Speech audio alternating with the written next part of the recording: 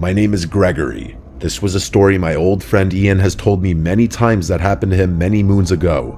I asked him to give me a detailed version in writing recently that he gave me permission to share online because I always found it so unsettling. Ian was one of those guys you only had to meet once to know he was the real deal. 50-something, solid build, weathered skin from decades working in salt air. He worked in marine salvage and coastal infrastructure. Basically, when something broke near the water, Ian was one of the people you'd call to go fix it. But he wasn't just a contractor. He'd been a diver, a ship technician, even spent time doing remote inspections for the government. The guy had seen just about everything, so when he told me this story, I didn't doubt it. Not for a second. He said it happened back in 2013, when he got hired by a small county up in Washington state to do a structural inspection of an old decommissioned lighthouse. The county had inherited the property years earlier and didn't know what to do with it. Developers wanted to tear it down, historians wanted to preserve it, and no one wanted to pay for it either. So Ian's job was simple: go there alone, assess the place inside and out, and figure out whether it was even safe to restore. The lighthouse was on a remote rock island about an hour off the mainland. Not a big island either, just a hunk of stone and dirt maybe 300 feet wide, with nothing but the lighthouse itself, a generator shed, and some rusted out old scaffolding from decades past. The place hadn't been used in years, and it wasn't exactly a tourist destination. There weren't even any docks, just a little ledge where a small Coast Guard boat could offload someone at high tide. Ian packed light: food for 4 days, a sleeping bag, some tools, a clipboard, and a two-way marine radio.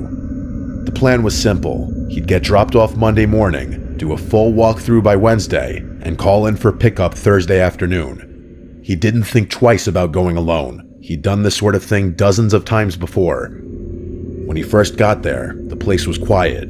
Cold, cloudy, but calm. The air had that usual mix of salt, metal, and decay you expect from something that's been sitting abandoned for decades. The lighthouse itself was tall, maybe 50 feet, built in the early 1900s. It had the classic spiral staircase inside, which led up to the beacon room. That glass lens hadn't worked in decades, but the structure itself was solid. Ian did his usual safety checks: support beams, stair integrity, window fittings. The floorboards on the lower level were warped but walkable. The second floor was a storage room, which was empty except for some rusted metal cabinets. The third floor had a tiny sleeping quarter that hadn't been used in decades. He ended up laying out his sleeping bag on the ground floor near the generator room where it was warmer and out of the wind. The first night was uneventful. It was quiet, like too quiet, Ian said. You don't notice how noisy the world usually is until it's not. There were no birds, no insects, not even the sound of waves slapping against the rocks outside. Just wind, and even that was soft. On the second day, the fog rolled in thick.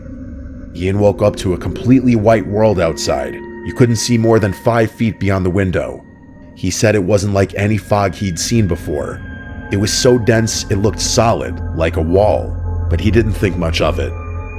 That area got heavy fog often. He spent most of the day taking notes on the upper stairwell. That's when he noticed the first weird thing. Halfway up the staircase to the beacon room, there was a maintenance closet built into the wall.